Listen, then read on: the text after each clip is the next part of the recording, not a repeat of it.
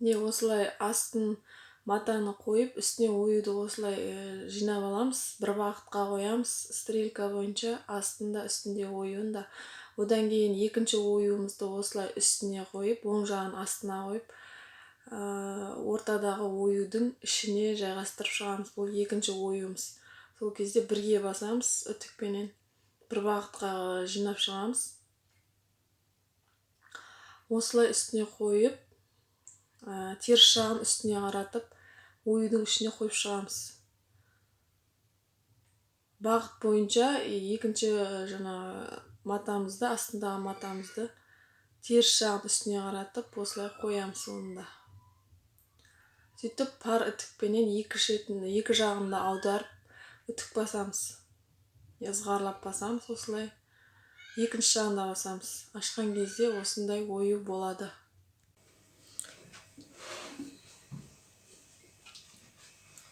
Тік бастаймыз, S-ке қоямыз машинкамызды.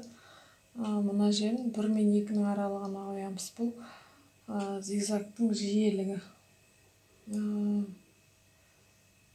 Арасы да, ал мына 5 деген ұзындығы. Зигзагтың ұзындығы. Ұзындау болғанын қаласаңыздар, ұзын болып түскенін қаласаңыздар 5-ке. Егер кітте мындай болып битіп кететін болса, онда 2-ке, 3-ке қойсаңыздар болады. Мен осылай 5-ке қойдым. Енді осылай бұрышына қоямыз былай. Бірінші мынаны педалымызды баспай тұрып, мына бұрышына инемізді қадап аламыз. Бірінші тігіп қараймыз.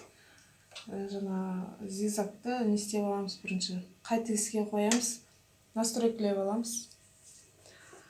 Сөйтіп жайлап басып, осылай қадап алдым. Енді мен мынаны түсіремін былай қарай. Сосын қолменен тағы былай көрем қалай қарай кететін. Ішке қарай кірді. Сосын жіпті айтпай кетіппін. Жіп асты да үсті де ақ жіп болады. Мына себебі бізде мына ненің оюдың үстімен жұмыс жасаймыз. Мына жерден шығып кетпей керек. Жібіміз зигзаг тігісіміз осы мына оюдың үстінде болу керек. Тіккен кезімізде. Осылай қадағалап отырамыз. Әр тігісімізді бастапқыда осылай үйреніп кеткенше жай тіксек болады.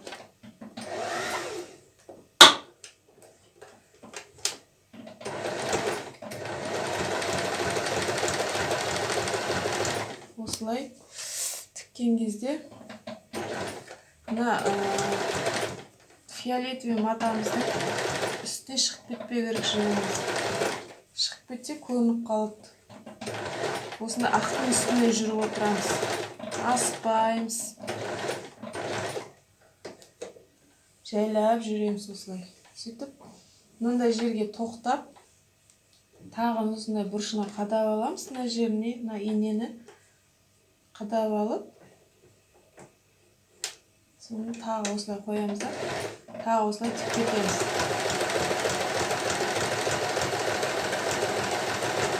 Әр бұрышқа келген кезде солай тоқтап инемізді қадап аламыз. Қолымызбен жайлап айналдырып отырамыз осындай доғалдарына келген кезде.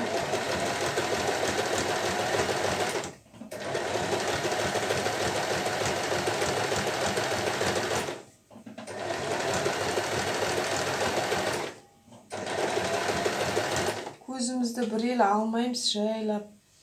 Не қарасаңыздар, менің тігісім шықпай осылай ақтың үстімен жүріп отырмайды.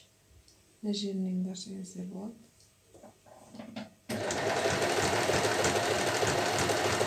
Менікі дұрыс шықпай қалды деп уайымдамаңыздар қыздар.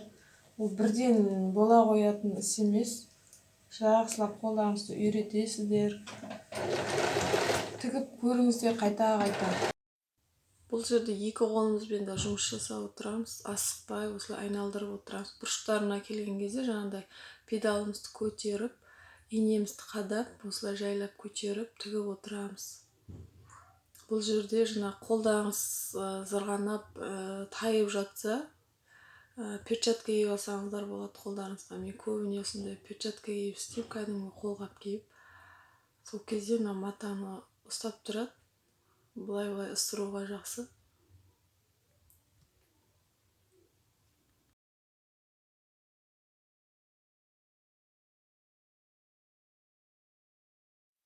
Осылай оюдың үстіменен жайлап шығып кетпейміз. Сыртындағы матаға асықпай тігеміз. Шығып кетпейін қадағалап отырып тіксеңіздер, қолменен өзі жайлап 1-2 рет тіккеннен кейін қолдарыңыз үйренеді. Асықпай тігеміз. Өзі жайлап бұрылып отырады бағыт бойынша. Көзімізді біреу алмай тігіп отырамыз, болмаса қисайып кетуі мүмкін, жаңағыдай сыртына шығып кетуі мүмкін. Соңғысын тігіп жатырмын, мінекей. Соңғы бұрышына келдім. Енді артық жіптерін қиып алып тастаймыз. Дайын болып біздерін жақсылап үтік басамыз, бұны бірінші жинамай тұрып, артық жіптерін қиып алып тастаймыз. Мінекей 3-еу болады анадан, ортадағы оюдан, ал сыртындағы оюдан да осылай 3-еу болады.